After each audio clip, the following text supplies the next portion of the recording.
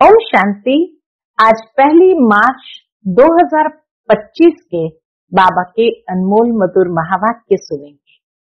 आज की बाबा की मुरली है प्रीत और विपरीत।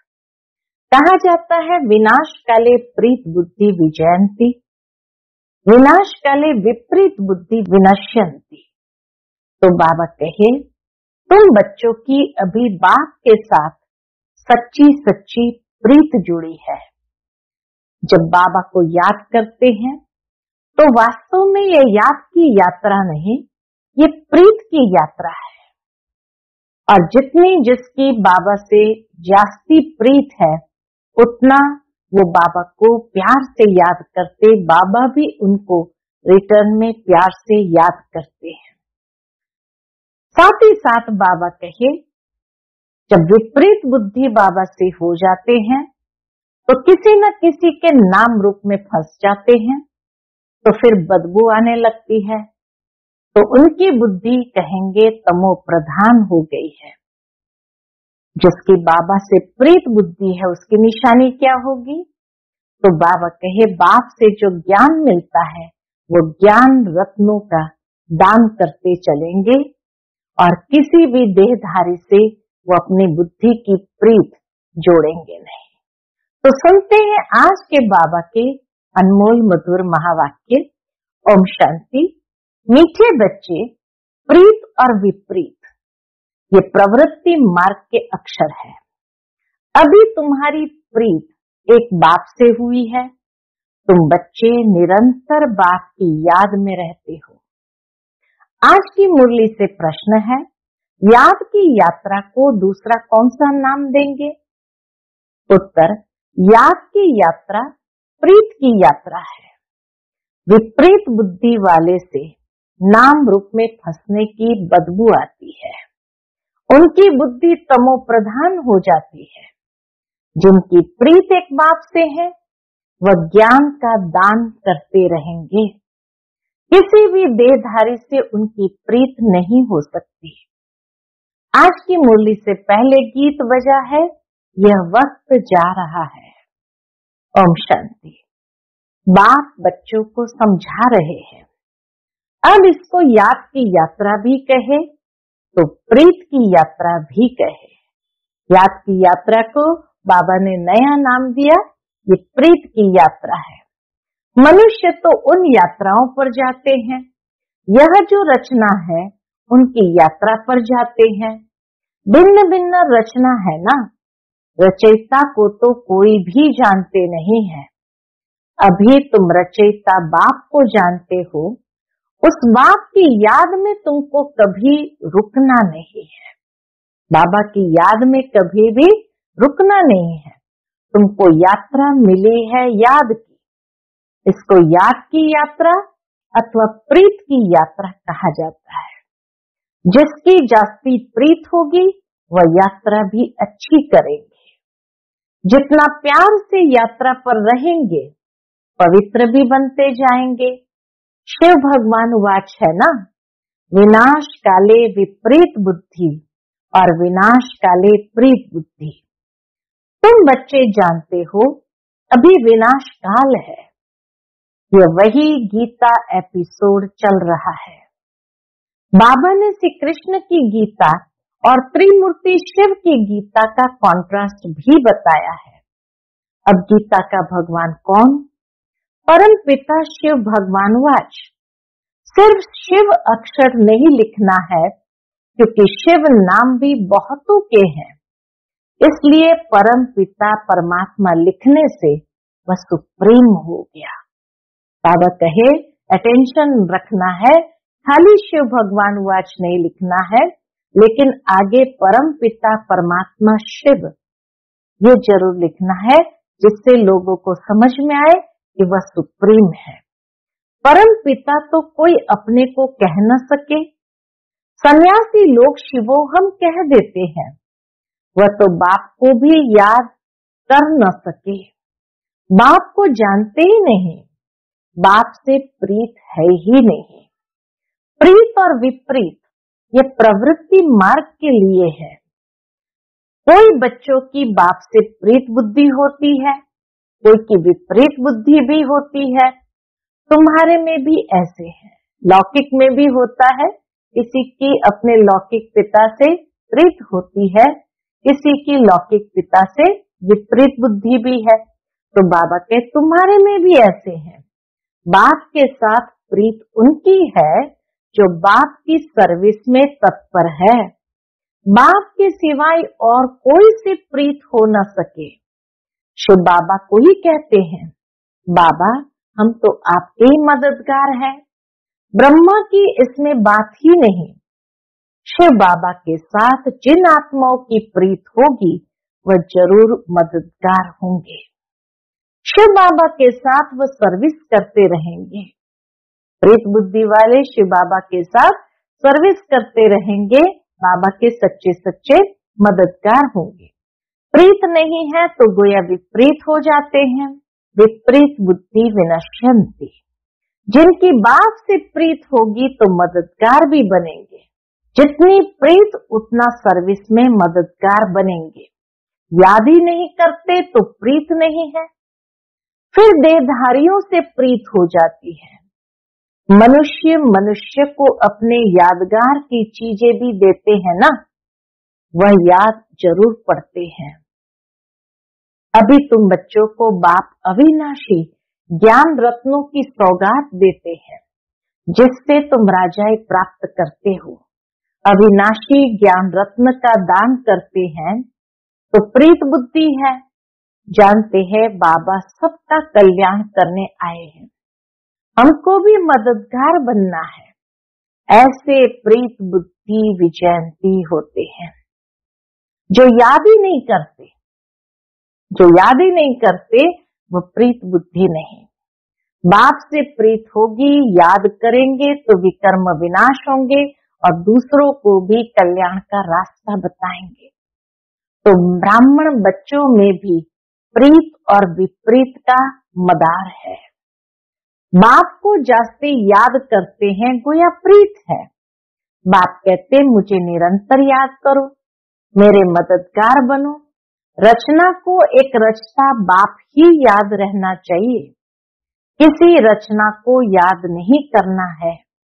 दुनिया में तो रचयिता को कोई जानते ही नहीं, न याद करते हैं। सन्यासी लोग भी ब्रह्म को याद करते हैं, वह भी रचना हो गई, ब्रह्म भी रचना हो गई। रचयिता तो सबका एक ही है ना। और जो भी चीजें इन आंखों से देखते हो वह सब तो है रचना। जो नहीं देखने आता है वह है रचयिता बाप।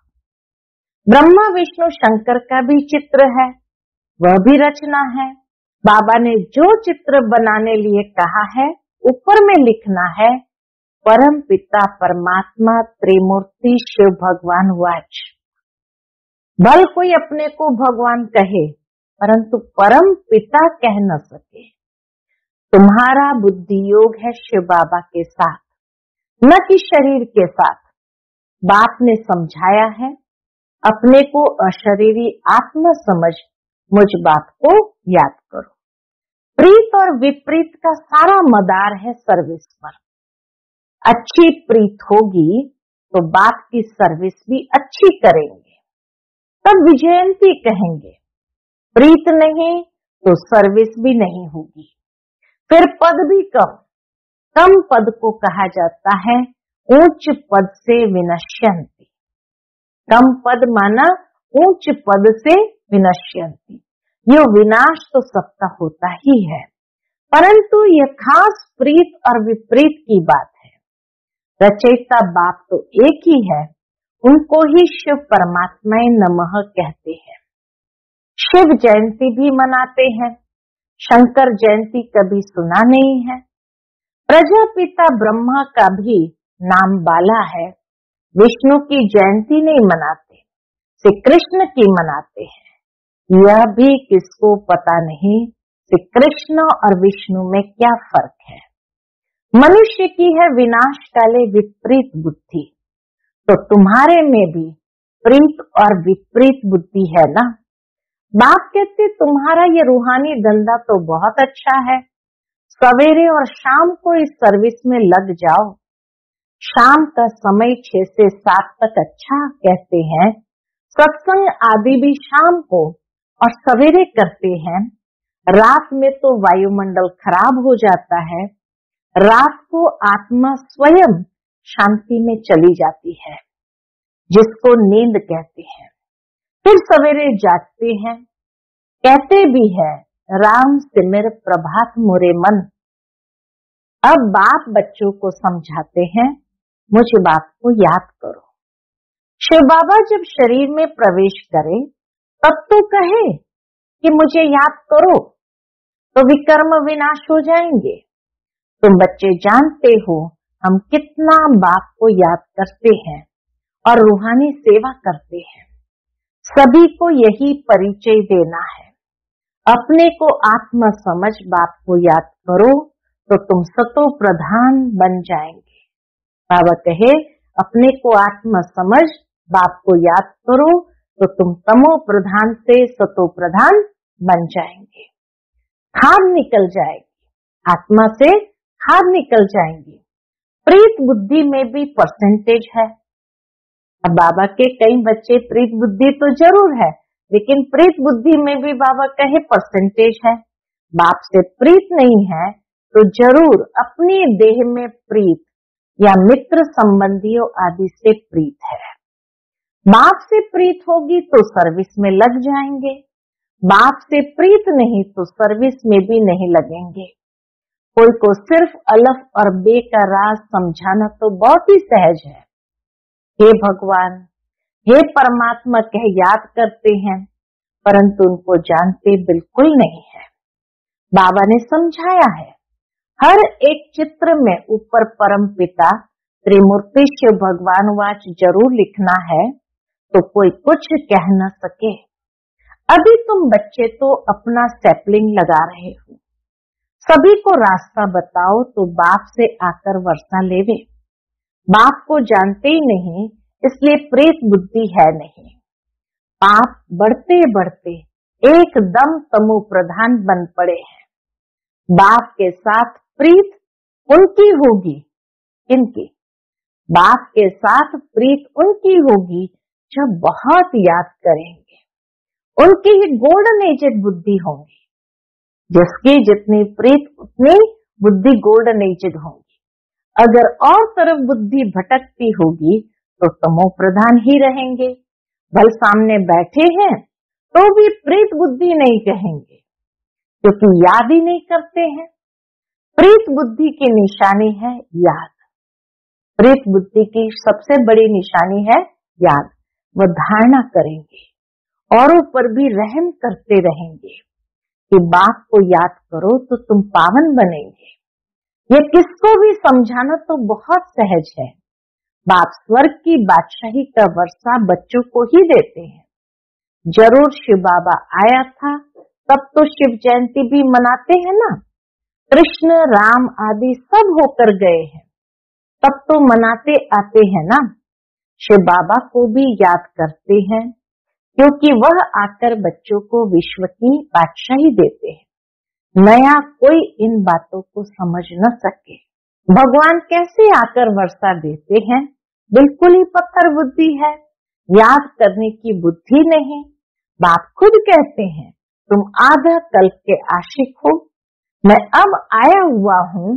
भक्ति मार्ग में तुम कितने धक्के खाते हो, परंतु भगवान तो कोई को मिला ही नहीं।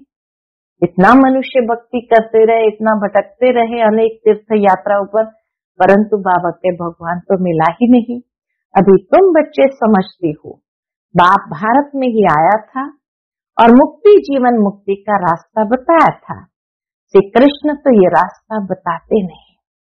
भगवान से प्रीत कैसे जूटे, भगवान से प्रीत कैसे जूटे, सो भारतवासियों को ही बाप आकर सिखलाते हैं। प्रीत कैसे जोड़नी है ये भी बाबा आकर खुद सिखलाते हैं। आते भी भारत से हैं, शिव जयंती मनाते हैं। तुम बच्चे जानते हो, ऊंच से ऊंच है ही भगवान, उनका नाम है शिव। इसलिए तुम लिखते हो शिव जयंती ही हीरे तुल्य है, बाकी सबकी जयंती है कौड़ी तुल्य। ऐसे लिखने से बिगड़ते हैं, इसलिए हर एक चित्र में अगर शिव भगवान वाच होगा तो तुम सेफ्टी में रहेंगे। कोई कोई बच्चे पूरा नहीं समझते हैं तो नाराज हो जाते हैं। माया की ग्रहचारी पहली बार बुद्धि पर ही वार करती है। माया की ग्रहचारी बैठती है तो बाबा कहे सबसे पहले बुद्धि पर ही वार करती है। बात से ही बुद्धि योग तोड़ देती है, जिससे एकदम ऊपर से नीचे गिर जाते हैं। देहधारियों से बुद्धि योग अटक पड़ता है तो बाप से विपरीत हुए ना। तुमको प्रीत रखनी है एक विचित्र विदेही बाप से। हमें प्रीत रखनी है एक विचित्र विदेही बाप से।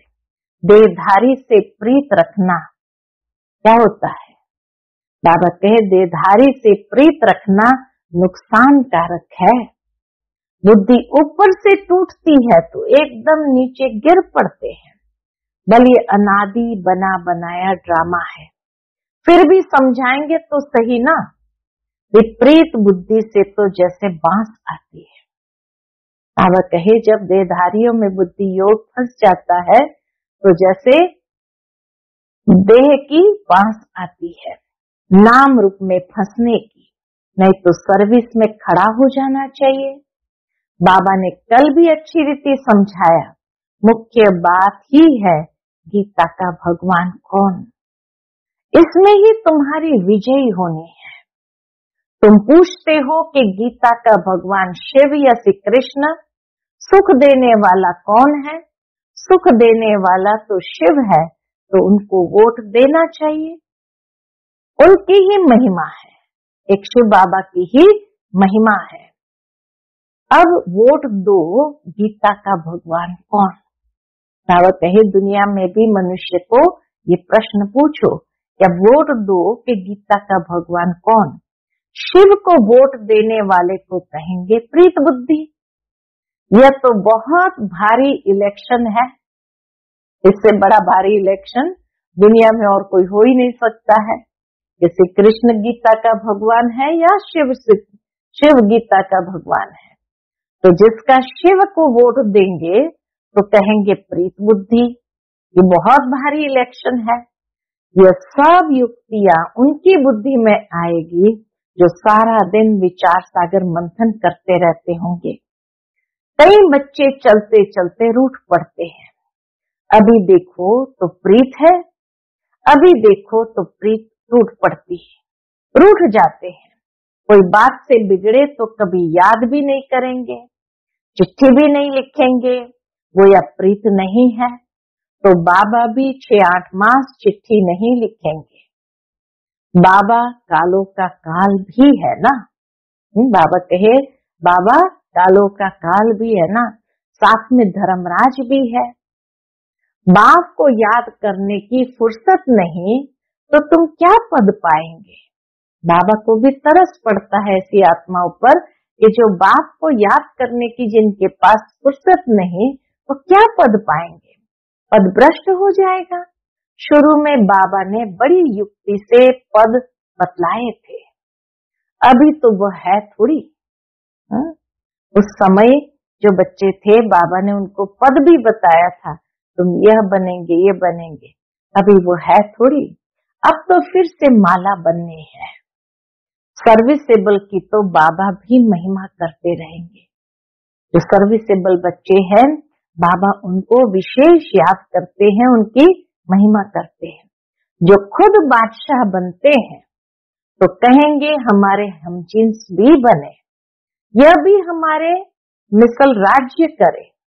राजा को अन्नदाता मात पिता कहते हैं। अब माता तो है जगतअंबा। बाबा कहे माता है यह जगतअंबा। उन द्वारा तुमको सुख घनेरे मिलते हैं। तुम्हें पुरुषार्थ से उच्च पद पाना है। दिन प्रतिदिन तुम बच्चों को मालूम होता जाएगा कौन कौन क्या बनेगा। सर्विस करेंगे तो बाप भी उनको याद करेंगे। सर्विस ही नहीं करते तो बाप याद क्यों करे। बाप याद उन बच्चों को करेंगे जो प्रीत बुद्धि होंगे। यह भी बाबा ने समझाया है। क्या समझाया है? किसकी दी हुई चीज पहनेंगे तो उनकी याद जरूर आएगी। बाबा के भंडारे से लेंगे तो शिव बाबा ही याद आएगा। बाबा खुद अनुभव बतलाते हैं, याद जरूर पड़ती है, इसलिए कोई की भी दी हुई चीज रखनी नहीं चाहिए। कोई की भी दी हुई चीज बाबा कहे रखनी नहीं चाहिए। अच्छा, मीठे मीठे सिखिलते बच्चों प्रति माता पिता बाप दादा का याद प्यार और गुड मॉर्निंग। रूहानी बाप की रूहानी बच्चों को नमस्ते। हम सभी रूहानी बच्चों की रूहानी माता पिता बाप दादा को याद प्यार गुड मॉर्निंग और नमस्ते नमस्ते। शुक्रिया बाबा, शुक्रिया। आज की मुरली से धारणा के लिए मुख्य सार है। पहली पॉइंट, एक विदेही विचित्र बाप से दिल की सच्ची प्रीत रखनी है। सदा ध्यान रहे माया की ग्रहचारी कभी बुद्धि पर वार न कर दे। दूसरी पॉइंट, कभी भी बाप से रूठना नहीं है। सर्विसेबल बन अपना भविष्य ऊंच बनाना है। किसी की दी हुई चीज अपने पास नहीं रखनी है। बाबा की श्रीमत है। आज का बाप दादा का मधुर वरदान हम बच्चों के प्रति है।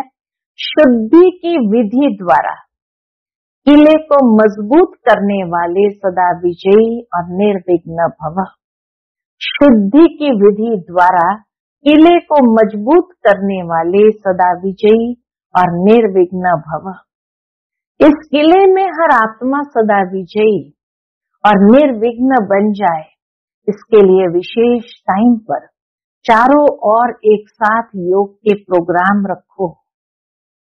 फिर कोई भी इस तार को काट नहीं सकेगा, क्योंकि जितना सेवा बढ़ाते जाएंगे उतना माया अपना बनाने की कोशिश भी करेगी।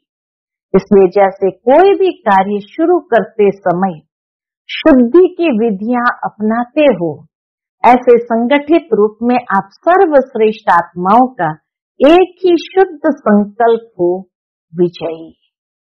यह है शुद्धि की विधि, जिससे किला मजबूत हो जाएगा।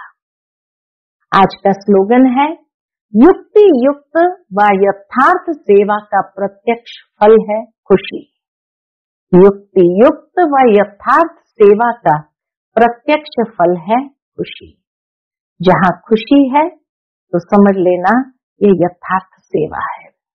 जिस सेवा में खुशी न मिले वहाँ जरूर कोई न कोई और भाव या भावना भी जुड़ी हुई है, या ईर्ष्या की भावना, या कोई न कोई किसी के प्रति द्वेष की भावना जुड़ी हुई है, तभी खुशी नहीं होती। आज का अव्यक्त इशारा है, सत्यता और सभ्यता रूपी कल्चर को अपनाओ। ब्राह्मण जीवन में फर्स्ट नंबर की कल्चर है सत्यता और सभ्यता। तो हर एक के चेहरे और चलन में ये ब्राह्मण कल्चर प्रत्यक्ष हो। हर ब्राह्मण मुस्कुराता हुआ हर एक से संपर्क में आए। कोई कैसा भी हो, आप अपना यह कल्चर कभी नहीं छोड़ो, तो सहज परमात्मा प्रत्यक्षता के निमित्त बन जाएंगे। बाबा कहे, कोई कैसा भी हो, आप अपना यह कल्चर कभी न छोड़ो, तो सहज परमात्मा प्रत्यक्षता के निमित्त बन जाएंगे। कौन सा कल्चर? सत्यता और सभ्यता। अच्छा, ओम शांति।